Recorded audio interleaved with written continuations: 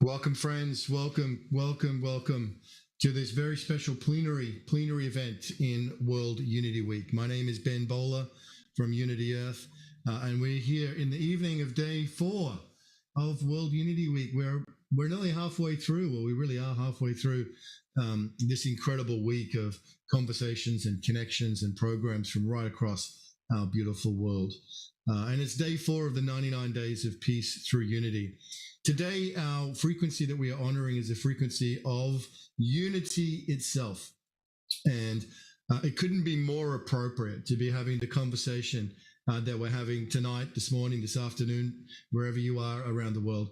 It couldn't be more appropriate to be having this conversation, which is convened by Dr. Marty K. Casey of the UnGUN Institute.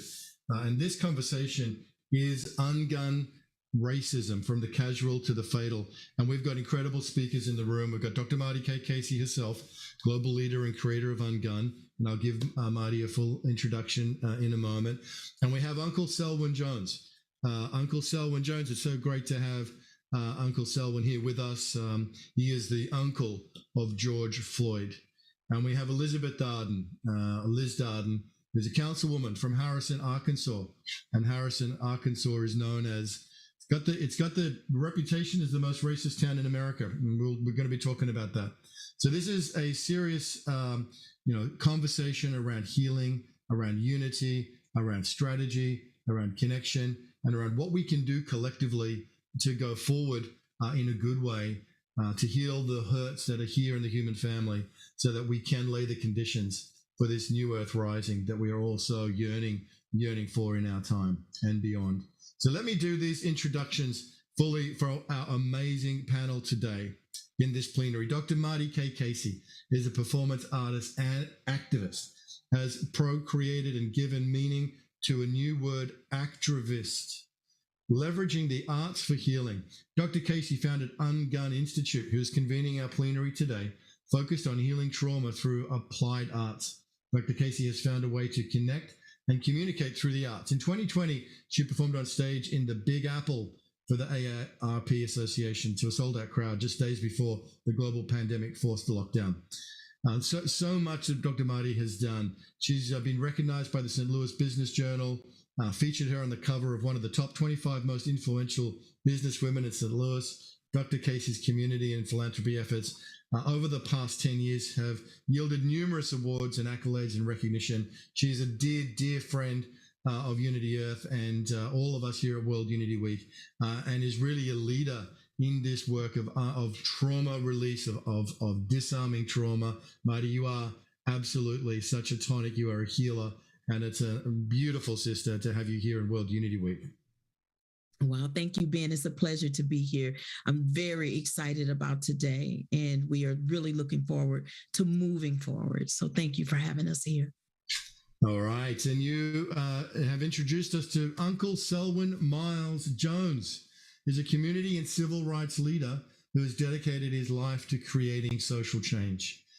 As the youngest of 17 children, he grew up in Goldsboro, North Carolina, where he and his siblings worked in tobacco fields alongside their parents in unimaginable poverty and disenfranchisement. Despite the challenges, his mother encouraged him to dream big, and his athletic prowess became his ticket out. He is co-founder of the nonprofit Hope 929, where he works to empower historically marginalized groups. Selwyn is also the co-producer and host of the inspirational podcast Setting It Straight with Selwyn, which compels individuals to become leaders in their communities and inspires young people to bring about change. Selwyn is the inspiration behind the soon-to-be-released book, A Silent Civil War, which is forwarded by Cornel West and introduced by Ben Verrain. He is currently working on a documentary project. As a GQ Man of the Year, Selwyn walks this earth with a purpose to change lives and be the voice for those who struggle to use theirs. His personal growth journey positively enhances the lives of others. And he continues to strive for greatness in a world that is in need of positive change. Ain't that true? He is assisting to push the Medical Civil Rights Act, a bill that will require police officers to immediately request emergency medical services when someone in police custody or contact experiences a medical emergency. Selwyn Jones is truly a star and beacon of hope for those seeking a better tomorrow. Sir, Uncle Selwyn, it is just a great honor to have you with us tonight.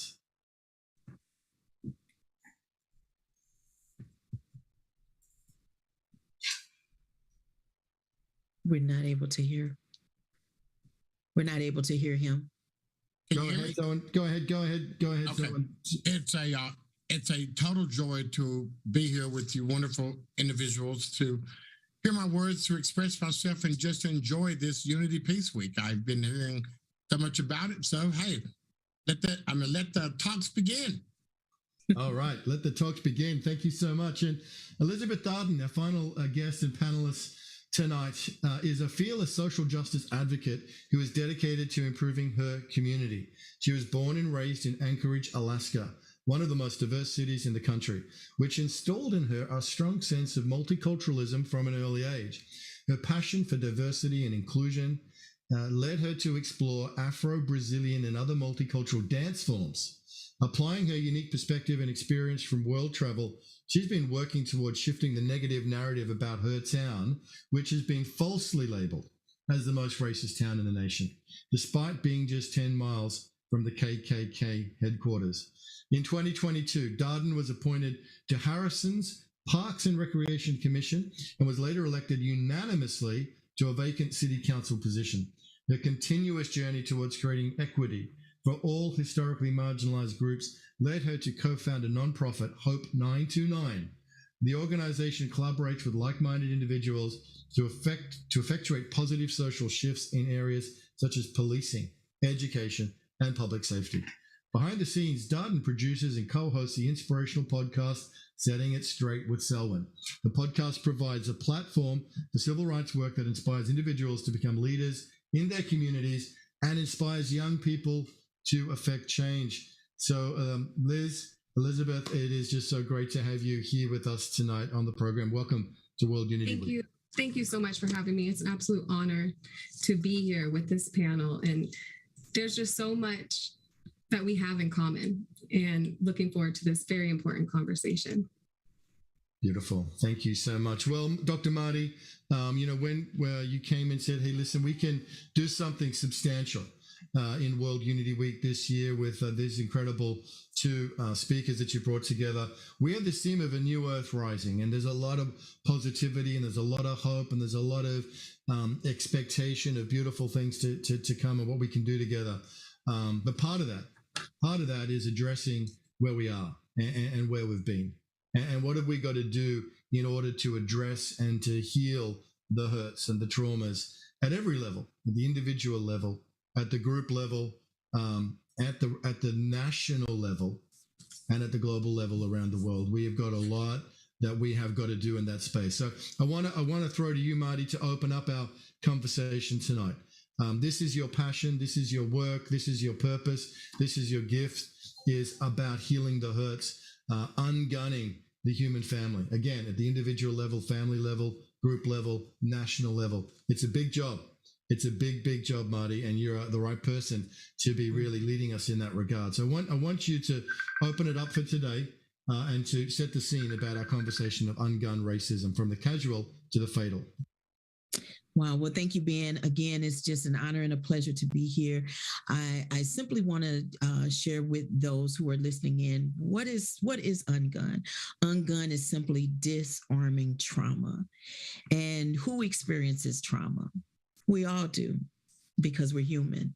And because we live in a world collectively, we live in a world where not everyone has the same experiences as us. Not everyone comes from the same place, may not be the same race, have the same belief systems. Because of that, sometimes it makes it a little difficult as to how we collectively share the space. I completely believe in law and order and having things in place to help us understand where the boundaries are. That's why when we elect officials, it's important for us to understand what those officials believe in and what they're running on. And hopefully they will be honest about that and actually do what they say they're going to do. But moving back to the trauma side of things, things will happen in our lives and it will happen in the world. But one of the things I want you to remember, two things specifically, and I'm going to keep my comments pretty brief because I really wanted this moment to be about Uncle Selwyn being the uncle of George Floyd. Because when we look at trauma, I don't think it gets any bigger than the trauma that we witnessed when his nephew was murdered on the streets in Minneapolis. And so I think that if we review this together, we will be able to move the needle and move forward. But the two things that I do want you to know is that trauma is transferable. That's the bad news. The good news is, and so is healing. We don't have to stop at our hurt and pain. We can decide and make the choice to move forward as long as we are willing to do the work. If we are willing to understand and we are willing to confront those things that causes us fear, we can move past our trauma. The other piece that I want you to know is that trauma doesn't happen to you. It happens in you. That's right. That's what happened. Trauma is not the event. Trauma is the response. It's the way that we are reacting when it hits us because of our belief systems, because of how we were raised, because of who we are culturally. Trauma is happening. Something's turning and bubbling on the inside. And so I just want you to just simply think about something you may have gone through, you're still dealing with, you're still holding on to, and you're still being triggered by that. I want you to get to know you better. That's why it's called UnGUN.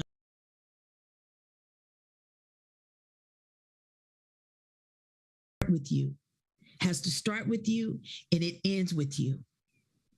And how we start out is usually how we end up. So I want you to start out tonight in a good place, being open to understand and to confront so that we can end on a place of understanding and being in a better position moving forward. Thank you. Well, thank you, Dr. Marty. Thank you. Thank you for that intention.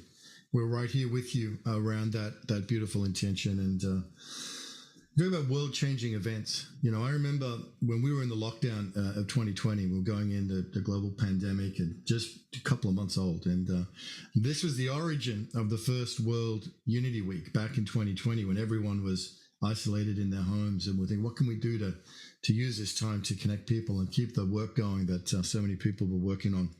Around unity, around healing, around intercultural harmony, around building those connections between people of all nations and all faiths to be a more united and harmonious world. And we were just weeks away from the launch of World Unity Week when on May 25th, that event happened, which changed everything. And the murder of George Floyd in Minneapolis on May 25th, it really was a world event. And it was shocked the entire planet right around the world. This was not just an American historical moment. This was a global moment. Absolutely. And, the unrest that followed after that for weeks and months, was the biggest story in the world along with the pandemic. So Uncle Selwyn, to have you here with us to be a part of this conversation right now, it's very potent, it's very meaningful, it's very, very significant. So we want to bring you in, sir, and we want to bring you into this conversation to ask you, what's alive for you now, 3 years on from that global historical moment, and everything that happened since then. Tell us what's driving you and what's the most present thing for you right now as we begin this conversation, Uncle Selwyn? A.B. Dr. Marty Elizabeth Darden. They drive me to be great because I look at people that have never been affected by police brutality, gun violence, but the depths and the strength within them that are on situations like this, that go all over the world with me to try to make a difference. And Doc Marty's been doing this way before I have. I didn't know that what UnGUN was until we were introduced probably a month ago. And let me tell you, buddy, she ungunned me. She ungunned me. She hypnotized me. She circled the wagons or whatever she wanted to do. And man, she basically told me that trauma started within.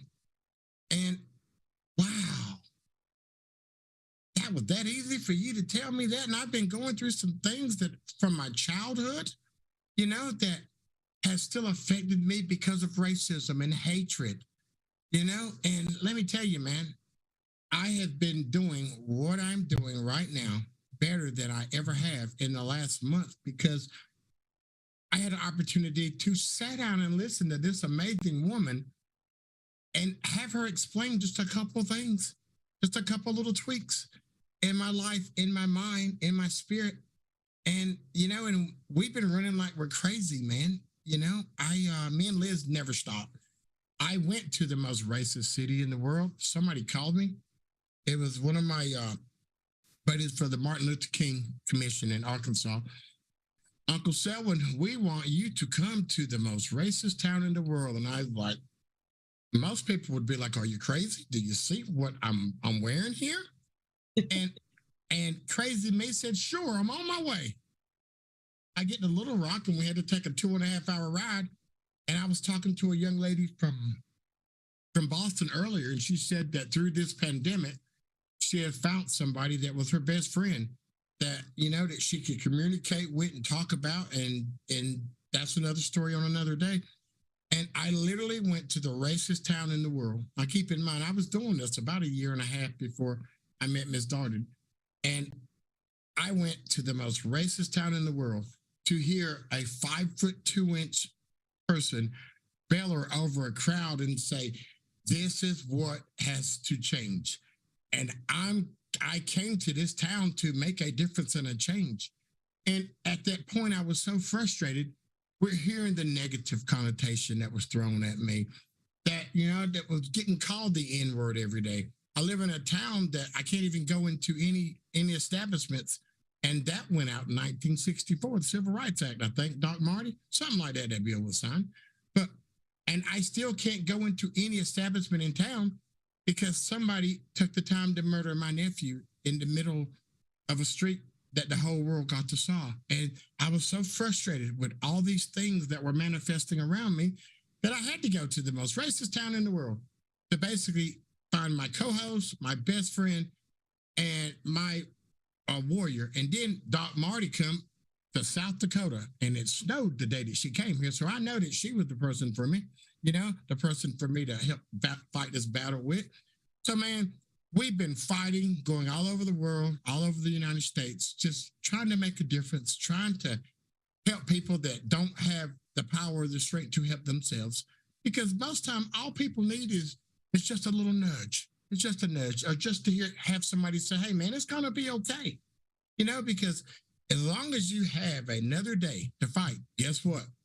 The fight can still continue, man. And guess what? 365, 24/7, all day, every day is where we're at. Mm-hmm. Oh, as a hush comes over the crowd, I can go more if you need for me to. Well, we love hearing you talk, Uncle Sal.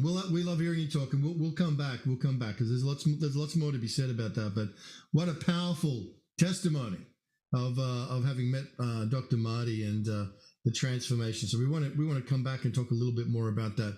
But Liz, I just love your backstory and obviously your passion and commitment and your service towards healing and uniting people across the divide. So you're there in one of the more challenging contexts culturally in the United States and perhaps even in the world. So it would be great to hear your perspective and your passion, what drives you, what motivates you, what's your hopes and dreams for what we can do together, and also anything your opening statements as we begin today, Liz. You're muted. Can't hear you. I'm not sure why I'm on mute. There you go. Can you hear me? Yes. Okay. I have this burning desire in my heart to slam the negative narrative on Harrison, Arkansas. It is by far not the most racist town in the nation. An individual came to this city to create a video that they were here for a full weekend and they put only the negative comments that they had when they were holding a BLM sign. So I just want to put that out there, that is how Harrison, Arkansas was falsely labeled the most racist town in the nation. If you come here, my roots are here on my mother's side. They settled in the Buffalo where the rivers flow so beautifully and the magnificent bluffs stand tall. And Harrison, Arkansas is known as the gateway to the Buffalo. So I want to invite anyone and everyone to come see for yourself that the people here are welcoming. We welcome all. It is a wonderful place. And Uncle Selwyn can tell you for himself that what he experienced wasn't racism. There is a nearby hate group. So growing up, I had that fear whenever I would visit because I heard about the KKK. And, you know, you see the movies and you read the history books, and I'm actually raising culturally mixed children. So when I moved here, I wanted to make a stand. And that's when Uncle Selwyn heard me speak, because what seems so black and white comes from a history of rectifying fights. I've always wondered, how will there ever be racial reconciliation when intolerable treatment continues to occur across the nation, really across the world? Racism is everywhere. And the difference about me is I see something and I say something. It's important to speak up on these issues. It's important to use your voice. And that is why I became an educator. I wanted to inspire the youth and help teach them true history and find the importance of why you need to know about your past and your heritage and your ancestry, where your family came from, and really embrace everybody, because we're all on the same human level. You know, and the other side of my family, my father grew up in Virginia in an aristocratic family. He was pretty much raised by his mammy, a Black woman who had 2 children who he wasn't allowed to play with, but he did anyway. He saw the injustices firsthand, and he became an activist during the 60s. So he pretty much passed the torch to me. Growing up, he instilled the beliefs of what other people go through, what historically marginalized people go through, that Black African Americans have been at the end of the barrel for centuries, and it's time we do something. It's past time we do something. So I grew up with the knowledge and the wisdom from my father's personal experience, and then coming to a community like this just to help educate and create these positive social bridges. When Uncle Selwyn came and heard me speak, I got off the stage and I gave him a fist bump, because at that point I knew who he was. And it was like this magnetic force to be reckoned with, right? And I called him a week later, and he introduced me to several impacted family members, women, mothers who lost their loved ones to police brutality, who all are experiencing the same injustices of not having the tools, not having the support to overcome, having to conduct their own investigations. And it inspired me to help lift their voices. What can I do to help you? And then it has evolved. You know, we co-founded Hope 929, and we wanted to help all historically marginalized groups. That's people that need a hand up, people transitioning out of incarceration, people who have overcome homelessness or drug abuse, who usually just get pushed away from society, but need a second chance, because they deserve a second chance, because everybody in this world have done something that they are not proud of, right? We all have made mistakes. You know, getting to know Dr. Marty a month ago, there was an instant connection. Her aura, her energy is just absolutely phenomenal. And we just connected. You know how those people come into your life and they're just like a kindred spirit to you? And then getting to know her story and I love the actress, what do you call it? The activism? Actrivist. I love that. I love her terms. And you guys, as you get to know Dr. Marty, you'll see how inspirational she is. And just the terms that she comes up with is just so you can connect with. And just hearing her story and seeing how we can combine efforts and move forward in this movement together, because these family members, these historically marginalized groups, all have something in common. They've all experienced that trauma. And bringing Dr. Marty on board to go forward in this movement is just a perfect collaboration. So thank you so much, Ben, for having us and allowing us to have this conversation. And I call it short girl power. How Short old? girl power. Thank you so much. I've met Marty. 5'1.5". But we're talking both Liz and Marty short girl power.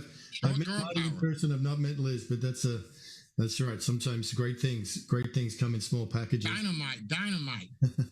Hey, Selwyn, I want to ask you a personal question because obviously to most of us, George Floyd was a historical incident. But to you, he was your nephew and your family member. So just in remembering him, for those of us who maybe haven't heard you speak about him before, could you just tell us a little bit, Selwyn, about George? Tell us a bit about George and tell us a bit about your relationship with your nephew. Okay, I want to re-enter something that Liz said about Harrison and the most racist place in the world and ask me what I think. They've got one of the finest restaurants down there I have ever went to in my life. They can prepare the meanest catfish dinner you've ever heard of. Very nice. George Floyd, not as handsome as Uncle Selwyn, no doubt.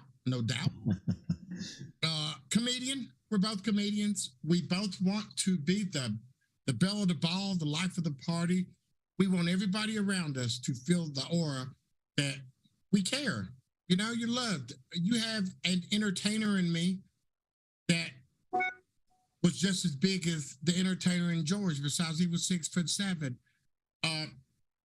The last time I saw him, which was about 2 weeks before his untimely passing, when he was growing up, you know, I've always been the athlete of the family, and he grew about 13 or 14. He started looking down on top of my head. And the last time I seen him, he always used to pick me up and shake me. And it's like, come on, man, stop. I'm old now. Things don't heal like they used to when you're jiggling me around. And I remember this and his smile and just his boy-like actions. And he was a good dude. He got himself caught up into a game of demonic means, demons, as I would call them, mental health issues, some other people would say, that it just was more powerful than him for a long period of time in his life. And he moved from Houston and went to Minneapolis, and he was on the upswing. Everything was moving up. He got his CDLs. He had 2 jobs, and he started missing what he forgot life was supposed to be about. And everybody has something that they can stick their head in the sand for. We're talking about a good person with a good heart, but with a demon that he had to slay. Demon got slayed.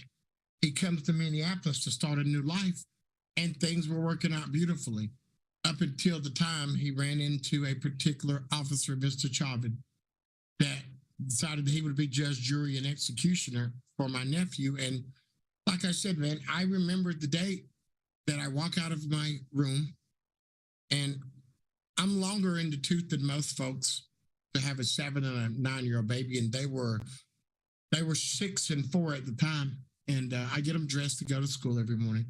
And I remember the day I focused my eyes on the television. And, you know, me living in South Dakota, there's not a lot of African Americans. And whenever I see something that affects my race in a dramatic fashion on television, it just fuels the fire, because I've seen this for 57 years.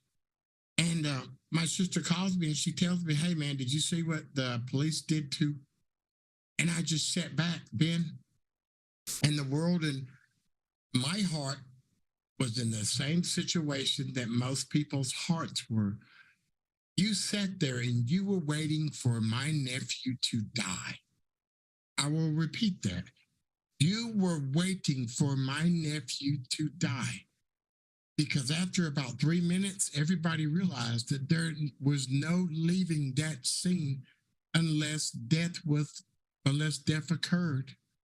And that's exactly what happened. You sat there, you saw him in the store at the beginning. He went from laughing, talking, laughing, begging, crying, and dying in a matter of 15 minutes.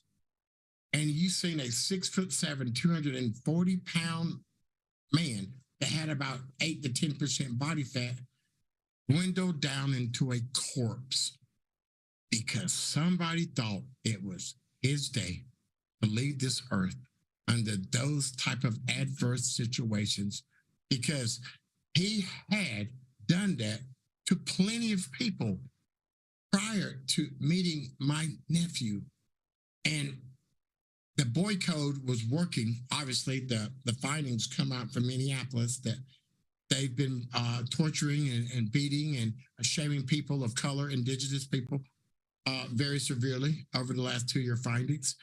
And the whole world sat and watched that with me. And everybody came to that conclusion that we have to make a stand. It was the first time in the world since the beginning of time that the whole world was at one for the same cause.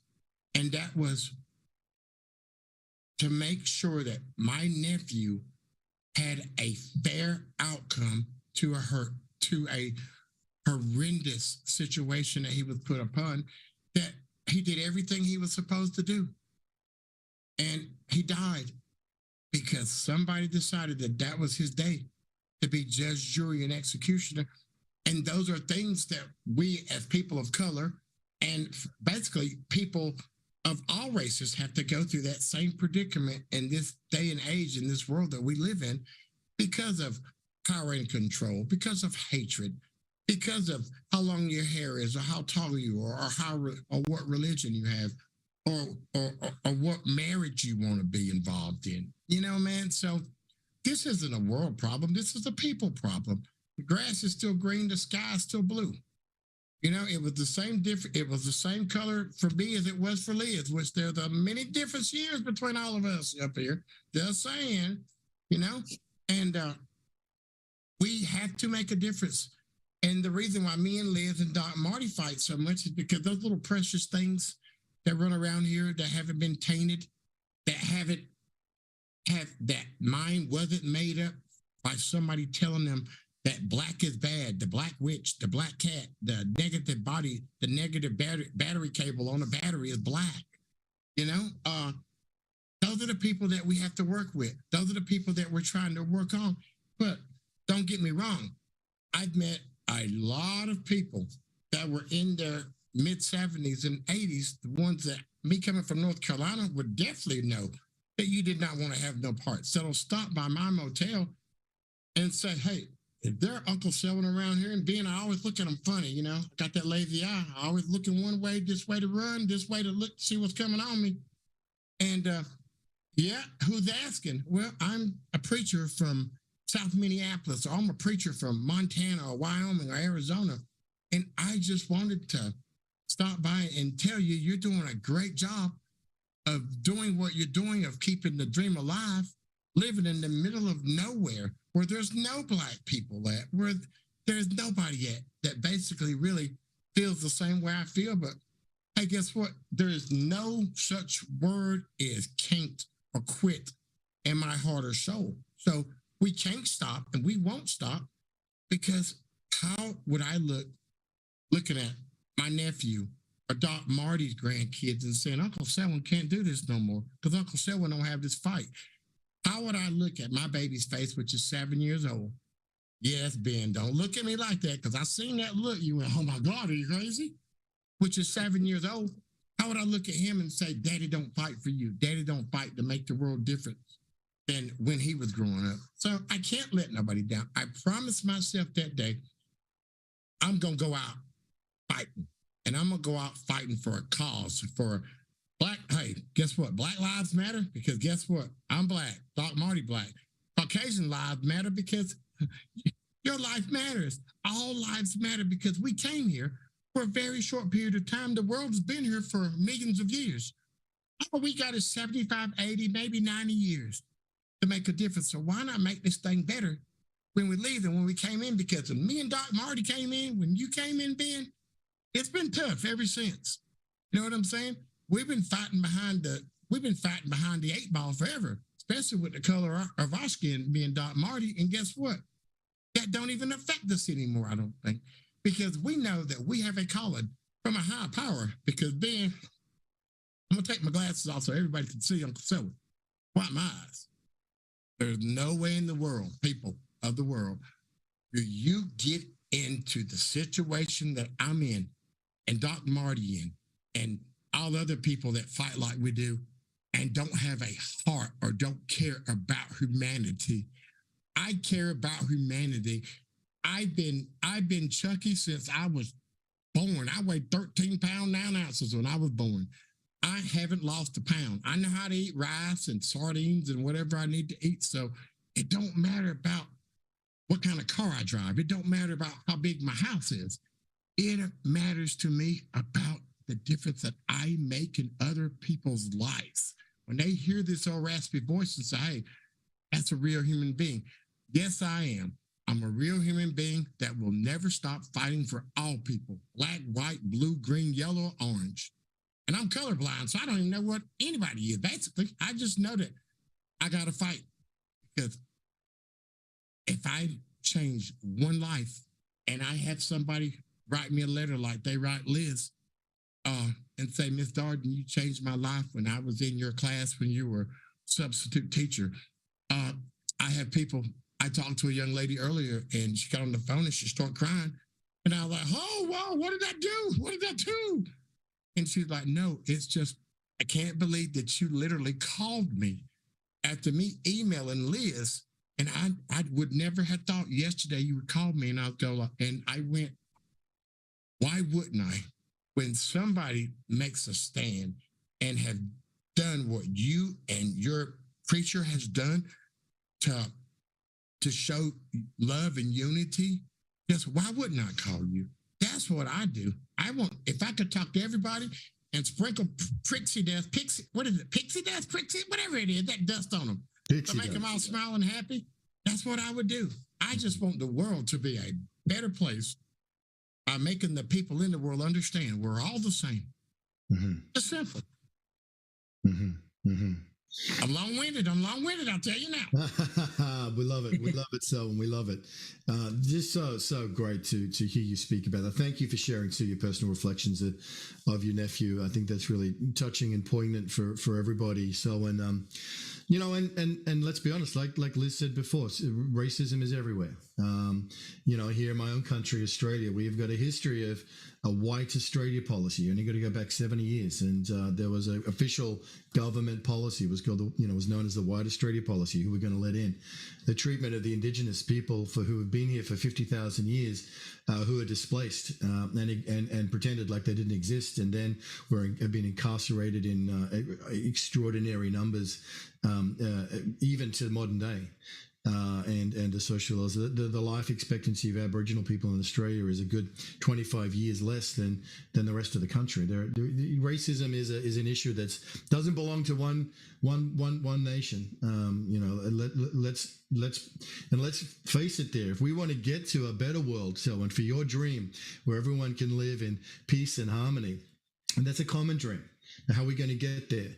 Martin Luther King said, "We've got to learn to live together like brothers, or we'll all perish together like fools." And now, you look at the situation. I don't know, if I want everybody to be living with me, man. I like to be comfortable myself, man. You know what I'm saying? I believe in block parties. That's what I believe in. Let's have a block party, and let's have catfish and Pepsi, Doc Marty, and Liz, or water, as Liz would prefer, water, 8 glasses a day, and we can I just believe, man, that simple. Go to a playground. Watch kids between when they start walking until they get 8 or 9 years old. Racism, y'all, is a taught emotion. Just like we're sitting here communicating, they sit little Johnny on the knee and say, hey, don't hang around with him because of his car, his house, his shoes. You can put any age of child on the playground, any racial ethnic group. And they will play. The only thing they will fight over is somebody messed with the toy at a certain time. They're not fighting because the Black kid or the Hispanic kid or the Asian kid got the toy. They're fighting because somebody took their toy. And we could learn a lot from kids, but the problem that we have is we as adults point our kids in the direction in which we want them to go. And those people that point their kids in the direction of hate, shame, embarrassment, humiliating people, those are the ones that we sort of kind of need to work on, but sometimes it's hard to teach an old dog new tricks. So, like I said, my demographics are... Uncle Selwyn, I want to jump in here real quick because I think what you just said is a really good segue, if you will. So I want to pre-apologize for jumping in. But you said it's about teaching our children something different. And right now what we're talking about, how to ungun racism. And we said from the casual to the fatal. Casually, we are showing up at times and we are making racist remarks, and we may not even understand that it is racist to another culture. So there's a few things. I hope everybody has some pen and paper here, because I want to kind of go into teaching mode just real quick. There's 4 things that I would like for everyone to write down, and maybe someone can put it in the chat for me. The first thing is that I want you to write down is prevention. And what we're looking at how do we prevent racism, right? The second thing I want you to write down is intervention. What does that look like when we intervene and for the intervention of racism? How do we disrupt that? How do we jump in and stop it in the midst of it happening? And then the third thing I want you to look at is investigation. Like what happened? Like how did that even come about in that moment when that person said something or did something? I want you to look at the investigation side of it. And then the last and final thing I want you to look at is training. Now, I kind of want to just briefly talk about the casual, and then I'm going to let Liz talk about it from the, if you will, Liz, if you don't mind, bring it into that fatal piece of what and this is to play off of what Uncle Selwyn has experienced with George Floyd.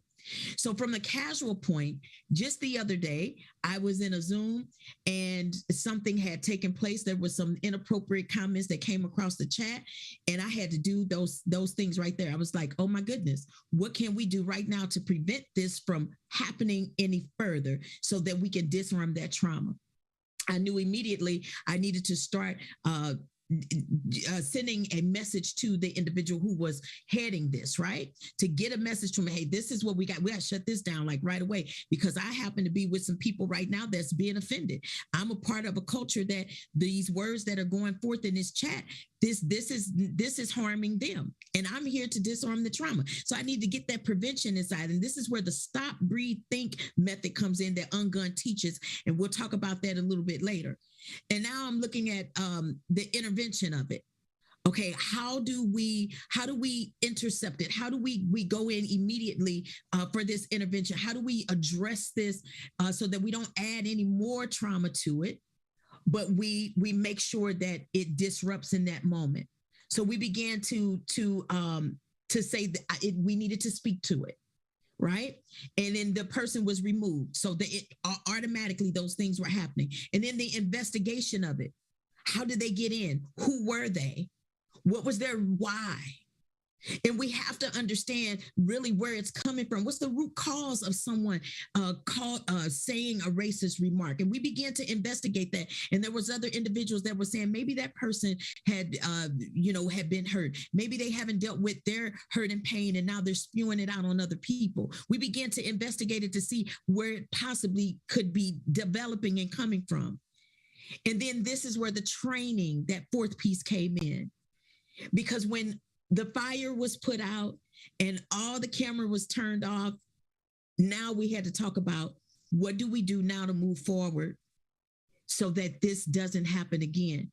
And that is the reason that when you came into this space prior, those who are in the Zoom room, you heard an announcement. That announcement may not have been had that training not gone into place prior to. So this is how we move the needle. This is how we move forward when we look at it from those four aspects when you hear something. Now, I'm going to use this as an example there today. There was a word, Liz, that you used when you was describing not anything that you did to be offensive. I know you were just repeating what was said, but you said that there was the young man who was being raised by his mammy. Mm-hmm. That's why I put it in quotes, because I know that's an offensive term. Exactly. But him growing up, that's what he called her. I specifically put it in quotes, the air quotes, because I know. I'm aware that is highly offensive, and it's important to be aware of the terminology we use and how it can be offensive from the casual to the fatal. I love where you're going, Dr. Marty. Yeah. So, but I'm bringing it forth because for those who may be listening in who just heard a white woman say it, may not have heard you put it in quotes, may have come in on the tail end, may not get the full aspect of what is being said. This is where I become an ally as a Black woman to come back and bring that training forward to say, I know Liz, and I know that when Liz said what she said, she didn't say it to be offensive to anyone in the room, but she was using it in the context of sharing the story.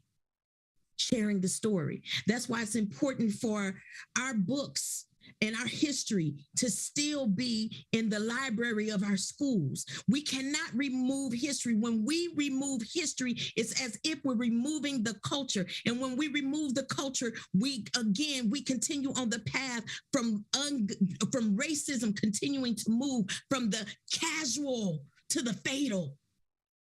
When we don't take the time to understand and confront and educate, it's those simple words that can turn into actions and actions into death. That is why we do this work. Myself, Liz, and Uncle Selwyn, and Ben, and Unity Earth, and everything that we are doing collectively, so that we can try our best to disarm. But it starts with how we feel. How we feel. Touch yourself. It starts with how you feel. Because how you feel, if you don't deal with how you feel, it will show up in how you treat others. That is how we disarm trauma. That's the casual side. And so now I'll pass it on to Liz so she can speak onto the fatal and take it away, Liz. Uncle Selwyn saying preach in the background. Yes, Dr. Marty, I love where you are taking this conversation. You know, I think it's very important to meet people where they are in their journey in life and understand based on their experiences, they're going to have certain outlooks. So, and then like she was saying, how can you intervene? A lot of the times people need to unlearn certain things because they didn't know that a certain term was offensive. You know, as a woman, a white woman, I won't ever know what it's like to have to walk into the store and have to be followed because I'm viewed as a threat. Why? Because stereotypes, because false ideologies. And even worse, I won't ever have to fear my life when I'm pulled over by a police officer because of the color of my skin, as I'm viewed as a thief. But it hurts my heart to the core that I have friends, brothers, and sisters that experience this on a day-to-day basis. Now I have children. So it's very important to me to speak up on these issues. And we have to continue these conversations. When I think of fatal, I think of staying silent to these issues. You know, you'll see people during protests holding up signs saying silence is compliance. Silence is only perpetuating these issues. And that's why it's so important to speak up on these matters, get informed on these matters, show empathy to these matters, because if we don't, then we're going to continue to see these teachings passed down generation to generation. How will we ever come to unity, a place of peace in this world, if we're going to continue to have these false ways of thinking, and then we're banning history, we're banning the teachings of true history, we're banning equity programs where people for so long have had to be silenced. Could you imagine the time when people weren't allowed to read or couldn't write? All they knew how to do was endure the fight as they were silenced. until the brave paved the way. They broke the chains. And it's time for us to not take it for granted because they fought knowing we're all the same. And so to me, the fatal is staying silent to these issues because these issues that we are talking about affect everybody. Racism affects everybody. And so get involved, join in on the conversation. If I can intervene, I just saw the name flash up of a monster. We have a friend, Jen Root, that just joined the chat. She is a warrior. She has a whole lot of spears that she's throwing, buddy. So Jen, what's happening? I see you're here with the crew. Dr. Marty and Liz and you. Let's keep it rocking, kiddo. Let's keep it rocking. I love this. I love this, Ben. This is what we do. This is it. This is what we do, man. I see. Hey, Davis, what's up, man? You gonna holler at your boy? You know? Good vibes. What's up, Mr. D? There you go, partner, Miss Catherine, Lisa. You know, come on, let's hear what you got, brother. Let's hear. Because all we're doing is speaking the gospel truth and speaking what life is about. It's about smiling, loving, and living, my man. And that's what we're doing, Ben. I want to come to the outback and chase me a kangaroo or something one time. Might not catch him, but I think that'd be fun to try to get one, you know? We'd love to have you come down to Australia, right? And Marty, you got to come to Australia as well. Absolutely. But I do want to piggyback off of what Uncle Selwyn just said, Ben. It's starting in these platforms and the work that you're building and how you have created opportunities for us to come together, especially in times like this.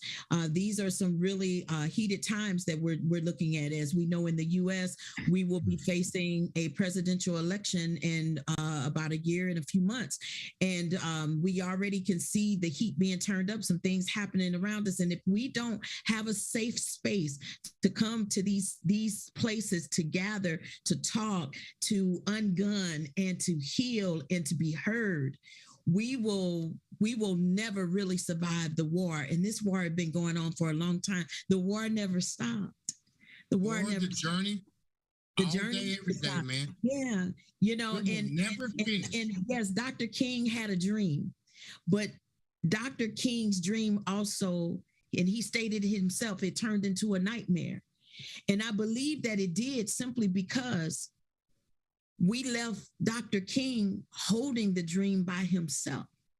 And we should have that been full speed ahead and making sure that everything that this man told us to do, we should have been doing it. We got caught sleeping and taking a break.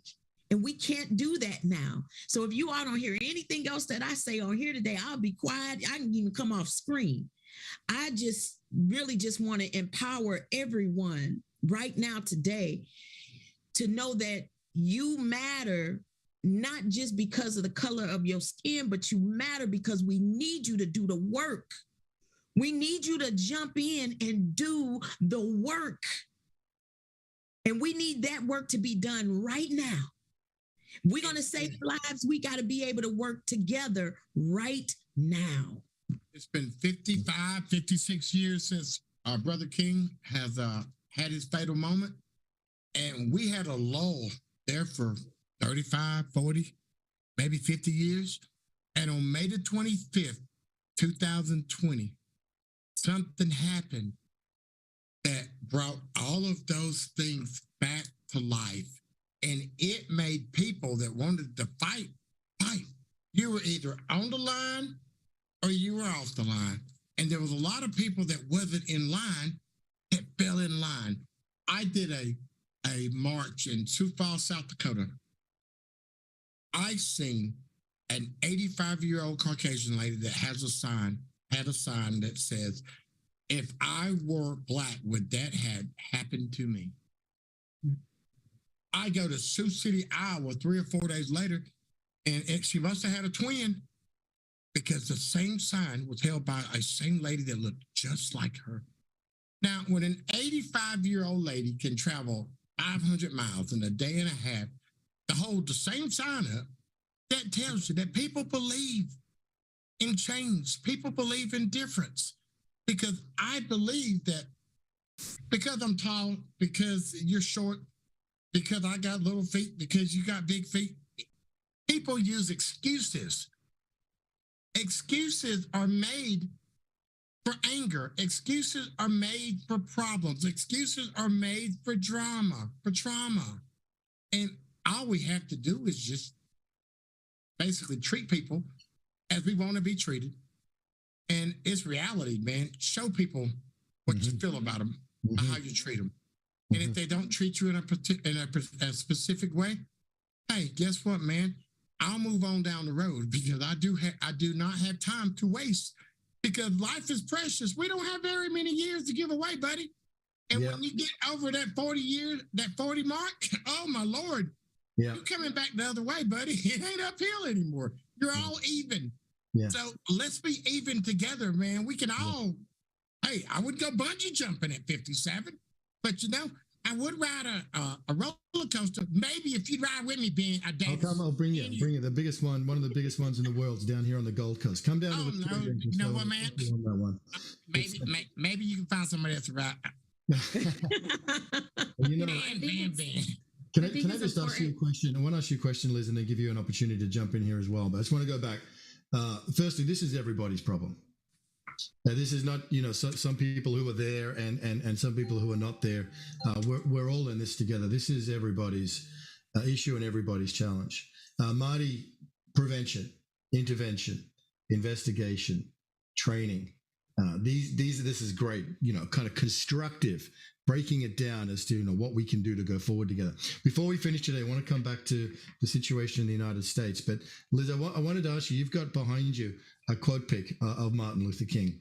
I was in Memphis one day just walking along and with some friends, and we stumbled upon the Lorraine Motel, where Martin Luther King was shot and assassinated.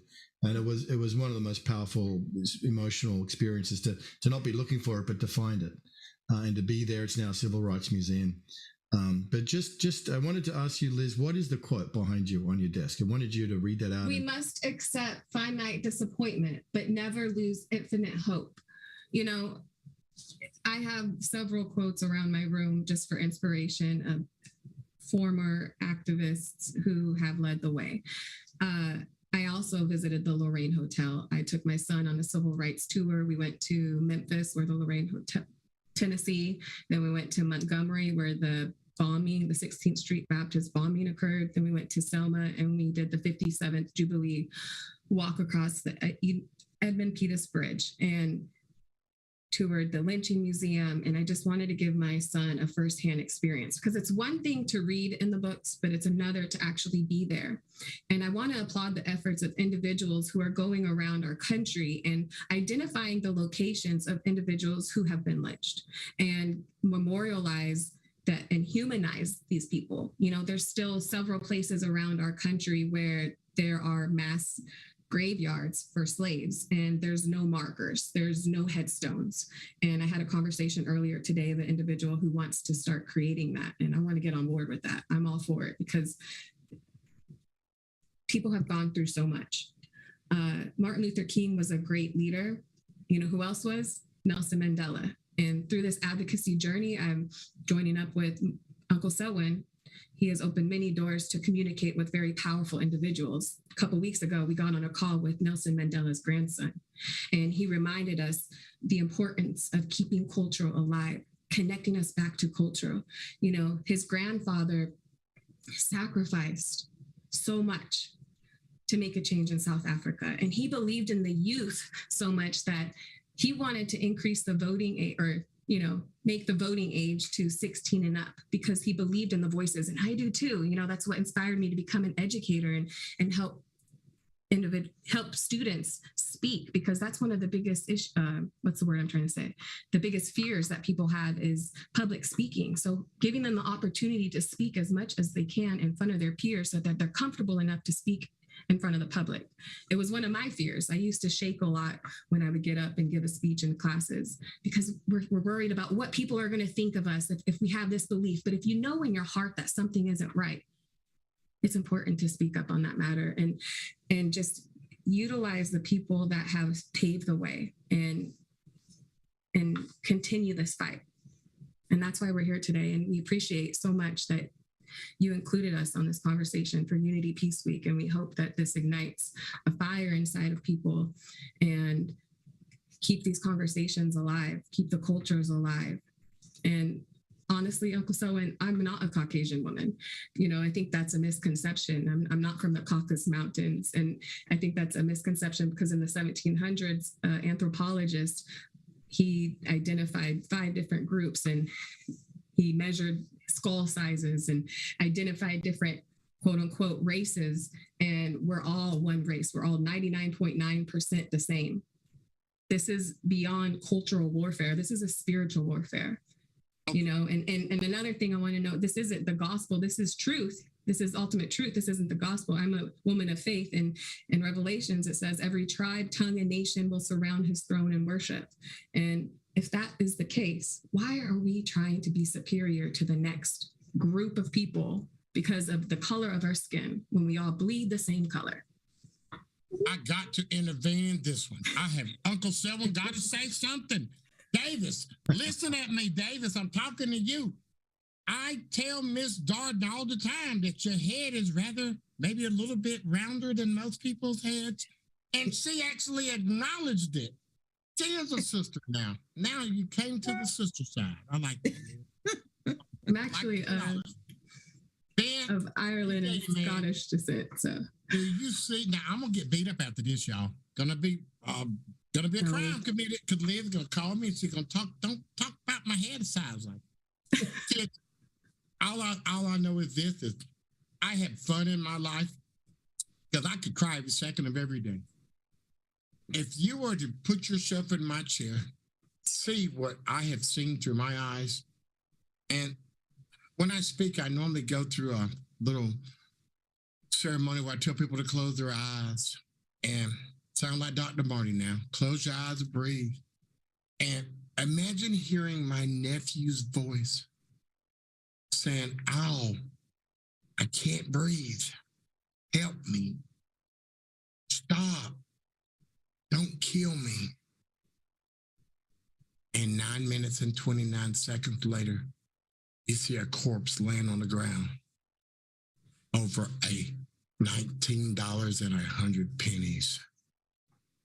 $19.100 changed the world for 3 days more than any catastrophic situation has ever done. $19.100 made everybody in this world that had a heart show unity and love for my big sister's baby boy. Think about that. We're not talking about billions of dollars. We're not talking about gold or silver. We're talking about emotions, a heart for somebody that was in a traumatic situation that wasn't the same color as 99% of the people that were saying his name. Think about that. And you tell me we got a problem.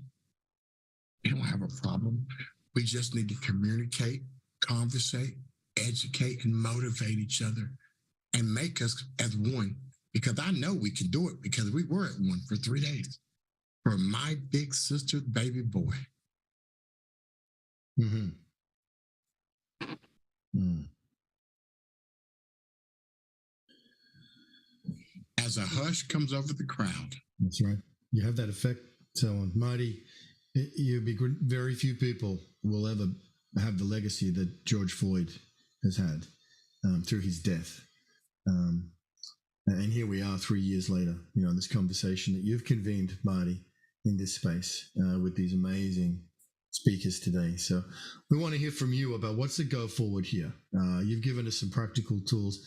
I want to acknowledge you too, Marty K. Casey, with the impact you're having in the town of St. Louis. Talk about having impact in your neighborhood. You have now got, 24 billboards around the city of St. Louis that have got the UnGUN message of stop, breathe, think, stop, breathe, think. And we are with you making this a mission for the next 99 days to spread this message More billboards. We want to get, you got billboards down in Harrison, Arkansas down there. I'm sure you do. We want to get some UnGUN billboards down there. We want to get them in North Carolina as well there, Uncle Sal. We want to get these. South Dakota. South Dakota. They might be on fire tomorrow. We want them We need everywhere. them down here. We want them everywhere. So, Marty, tell us a little bit about what's the go forward here, the Stop, Breathe, Think mission, and what can we do to support that?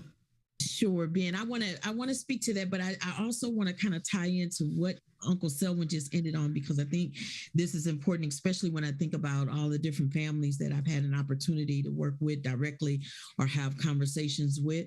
And I think one of the things that we also need to do, we need to stop treating the impact, and it's time for us to treat the problem. It's necessary. Yet what happened with George Floyd?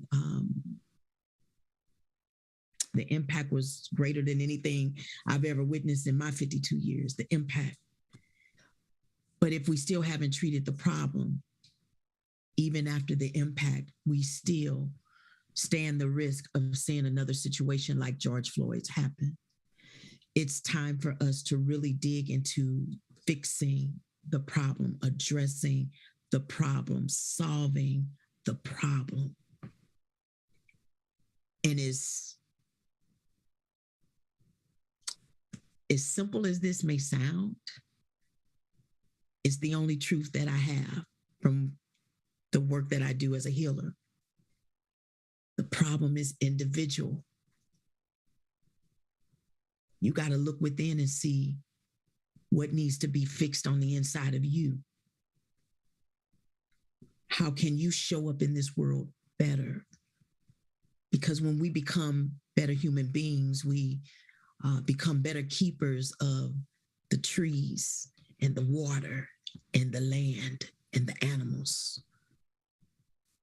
We spend so much time in research trying to figure out how to be good to the world as world leaders. We'll spend so much money on researching how to fix the environment, but we haven't done too much work on how to heal the human heart. We got to fix the problem. So some of the things when I looked inside of myself, like what could I offer? What could I do? I just think that it's about keeping the messages simple. Because unfortunately, our brain just doesn't hold a lot of information today. We even when we go on social media, we scroll and something has to catch our attention for us to just kind of stop, right? So I'm all about keeping the messaging simple. And the message that from Stop, Breathe, Think, where that came from, really was back when we were in school, that they said if ever your body caught on fire, you need to stop, drop, and roll. You all remember that? They told us to stop, drop, and roll. Now I don't know about anybody else. I personally have not been on fire, so I've never had to use the technique. But at least I know what to do if it happened. But what's interesting is no one ever taught us what to do when our brains catch on fire. When the trauma hits and it feels like your brain's about to explode, it feels like someone's choking you and you cannot breathe. No one taught us what to do.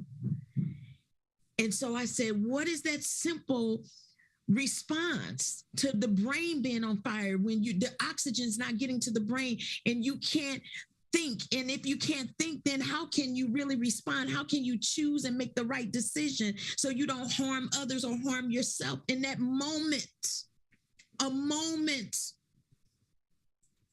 That was a moment that those cops actually had entered into, and they decided to do the wrong thing because their brains was on fire. And they did not stop and simply take a breath to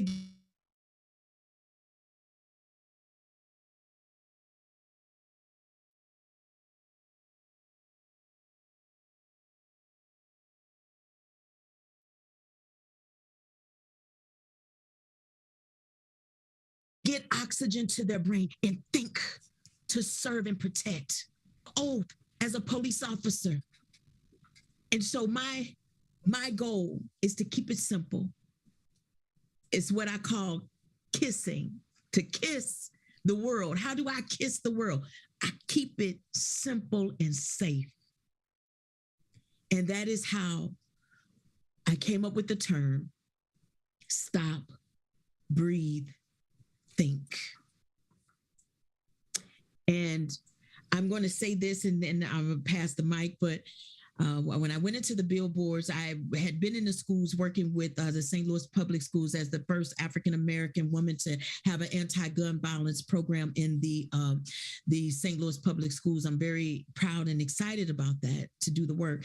And we moved the needle, but I said, now they're going into the summer. How do we help them to keep safe in the summer, to take what we're teaching them in the schools to bring it outside into the community where they'll be interacting all summer? And that's when I thought to say, well, let me see what it costs to put a billboard up. I just wanted 1 or 2 billboards. And when I went in there, they went on to tell me how effective the billboards are. And I said, oh, you don't have to sell me on that. I know they work. I said, because this is how I know when you post up on the billboards that there is going to be a gun show in the nearby town, and everybody goes out to buy their brand new shiny gun and bullets. The gun murders continue to rise in our city. So I know that your advertisement worked. I'm coming in to find out that if I put up a positive message, I'm wondering if I can help to bring the gun violence down. And they said, that's a message we want to get behind. So I paid for 2 billboards and they gave me 22. So I am excited to know that there are others around the world that believe in the messaging, and they know that there is power in numbers, and there are more people that want to live than there are more people that want to kill. And if we put the money behind the message that's positive, I believe that we can make the difference. And I believe that we can change the hearts of people. And I believe that we can ungun the minds, the body, and the spirit that continues to go on the other side and stand in the red, in the zone that causes us to do the harm. But I believe that we can move us to the green. Living in the green is where I want to be. And that's why Uncle Selwyn and I have on green today. We want to teach people to live in the green of self-respect, self-control, self-love, and self-care. And that is how we keep us alive. Man, and want to make me shout and holler and say hallelujah. Show us your Hallelujah. t-shirt. Hallelujah. Show us your t-shirt, Uncle Selwyn, while we're in this spirit of victory. Show us your t-shirt. Marty. Girlfriend. Let me tell you, this is my Uncle Selwyn. This is a shirt that we got. I made for my nephew on his the first shirt that we made for his memorial. Straighten it up so we can see his face. Straighten The it up. bottom too. There it There is. you go. There you go. Big George Floyd. There he is.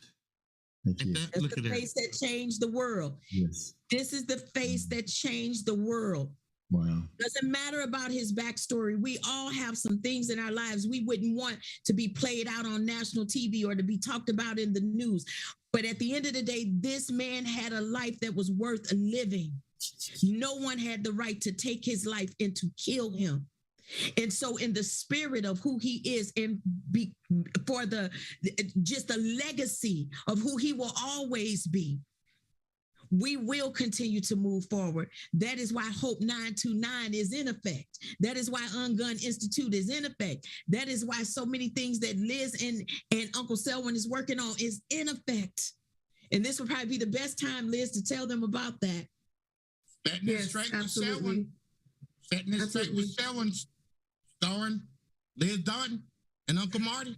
Look forward. Uncle Marty. Ben has already posted in the chat for those watching the live on the Zoom the link to Setting It Straight with Selwyn, which is a podcast that we created to provide a platform to lift the voices. To, if Darnella Frazier wasn't there to film George Floyd's murder, would we be here today having this conversation?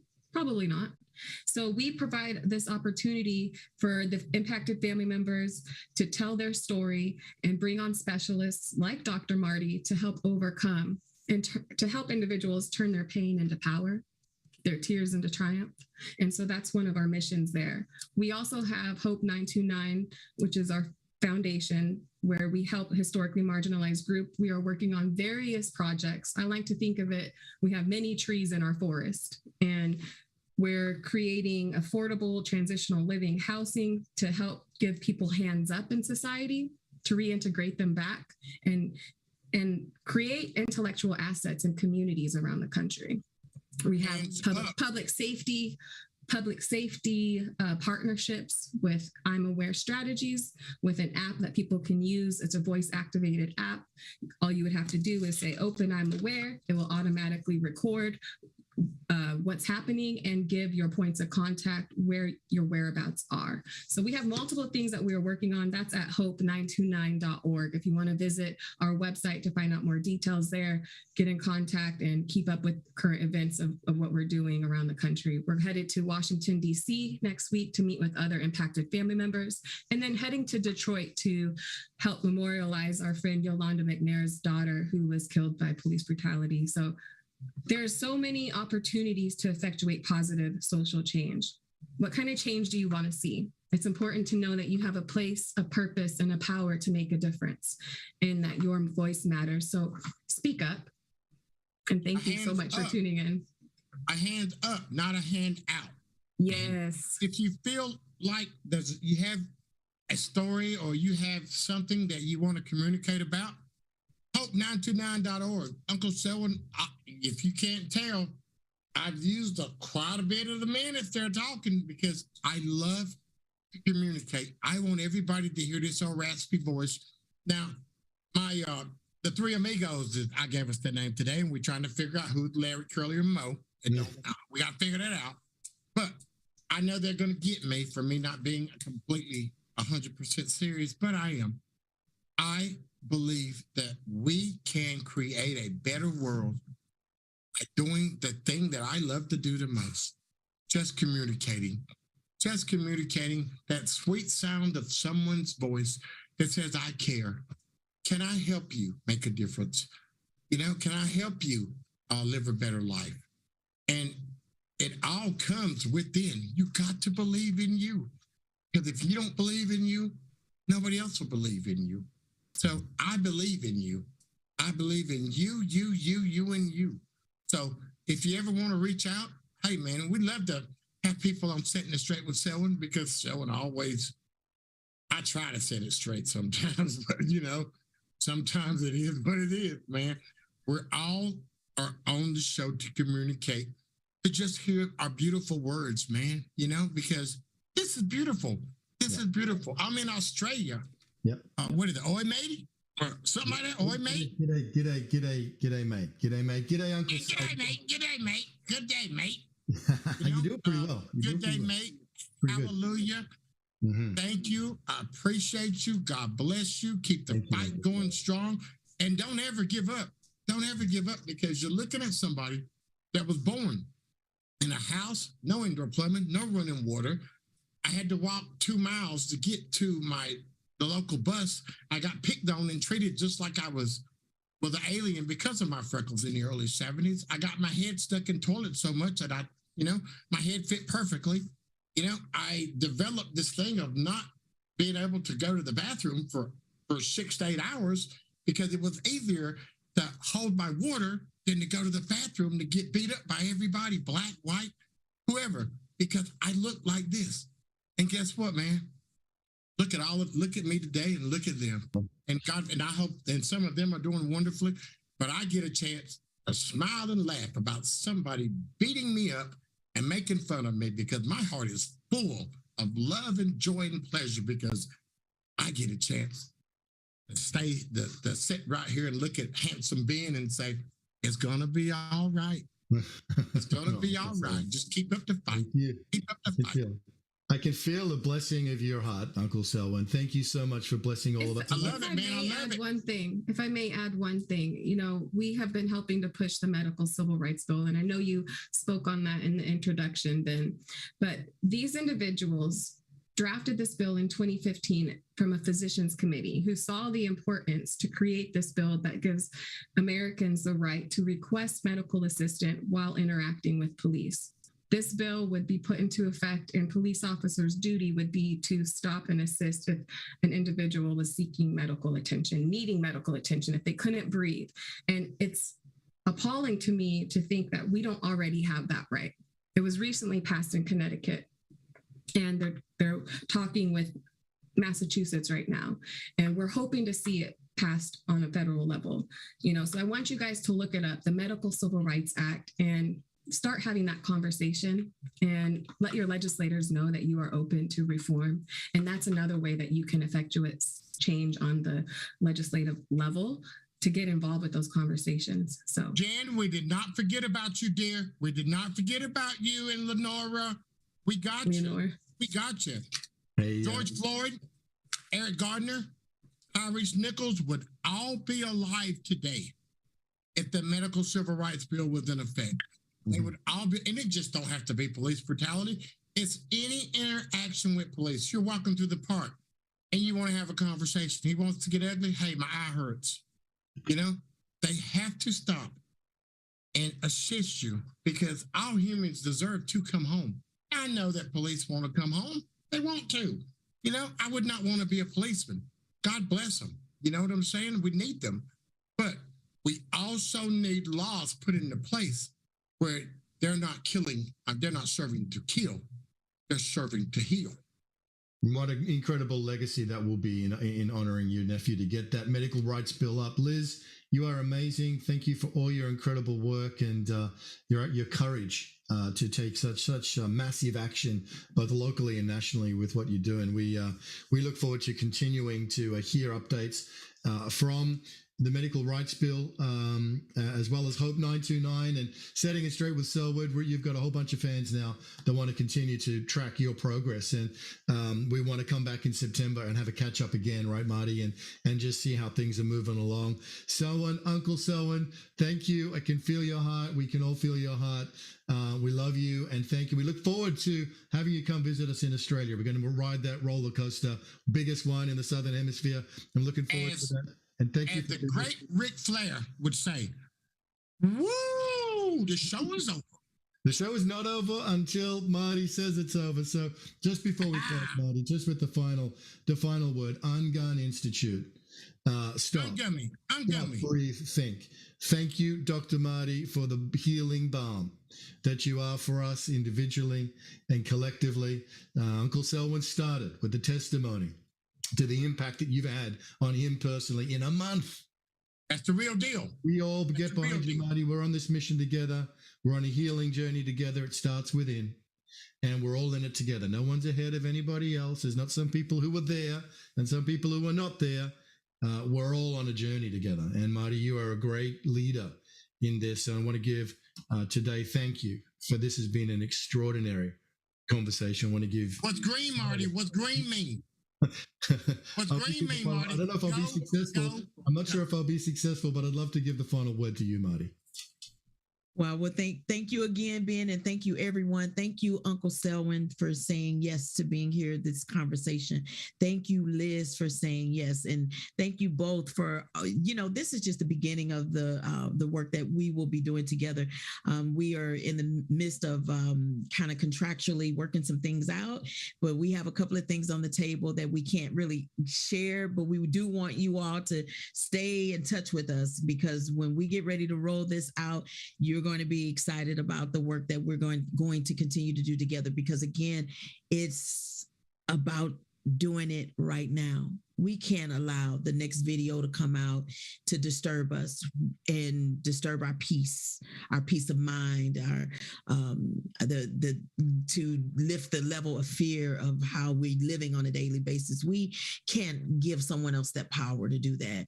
And I think that if we just, again, I can't say it enough, that if we just understand that there's power in numbers and there's more of us who want to live than those who are trying to kill, I believe that we will win. I don't even like the word war, but I'll say this: I believe we'll win the race. We'll win the race. We're on the journey together. So join us. Get a billboard. Put a billboard up. Stop, Breathe, Think. Remind everybody a positive message of how they can move forward in those moments, those crucial moments of making a decision. Those officers was in a moment and they didn't make the right decision, but we can remind people how to get there. Thank you.